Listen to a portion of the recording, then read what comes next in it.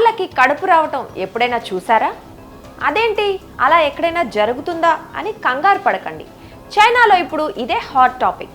చైనాలోని చాలా కార్లు ఇప్పుడు బాణపొట్టతో కనిపిస్తుండడంతో అక్కడి ప్రజలు సంభ్రమాశ్చర్యాలకు లోనవుతున్నారు. చైనా కార్లకు కడుపొచ్చింది అనే ట్యాగ్తో ఎక్స్లో ఈ బాణపొట్ట కార్ల ఫోటోలు చక్కర్లు కొడుతున్నాయి. అయితే ఇది ఆర్టిఫిషియల్ ఇంటెలిజెన్సో తయారీ లోపమో కాదని, పర్యావరణ మార్పుల కారణంగానే కార్లు అలా ఉబ్బిపోయాయని నిపుణులు చెప్తున్నారు. ఒక కంపెనీ అని కాదు, ప్రముఖ కంపెనీల కార్లకు ఇదే పరిస్థితి ఎదురవటం విశేషం.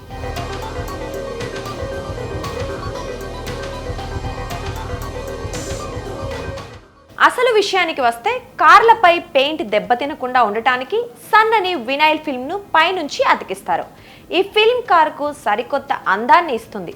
అయితే తీవ్రమైన ఎండలో ఎక్కువసేపు ఉంటే వాటి వెనకాల అతికించిన రసాయనం వ్యాకోచం చెందిన కారణంగా ఇలా ఉబ్బిపోయే అవకాశం ఉంటుందన్నది నిపుణులు చెబుతున్నారు.